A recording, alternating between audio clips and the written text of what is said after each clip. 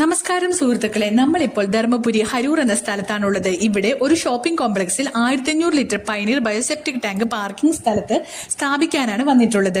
സാധാരണ കണ്ടുവരുന്ന septic tank മണ്ണിന്റെ അടിയിൽ സ്ഥാപിക്കാറാണുള്ളത്. ആ ടാങ്കുകളിൽ 3 അറകൾ മാത്രമാണുള്ളത്. അതിൽ ഹ്യൂമൻ വേസ്റ്റ് ശുദ്ധീകരിപ്പ് പ്രായോഗികമാവാത്തതിനാൽ ദുർഗന്ധം ഉണ്ടാക്കുന്നതാണ്. മറിച്ച് പൈനീർ ബയോസെപ്റ്റിക് ടാങ്കിൽ 5 അറകൾ തിരിച്ച് ശുദ്ധീകരിപ്പ് പ്രവർത്തനം നടക്കുന്നതിനാൽ ഔട്ട്ലെറ്റിൽ വരുന്ന വെള്ളത്തിന് ഒട്ടും തന്നെ മണം ഉണ്ടാകുകയില്ല.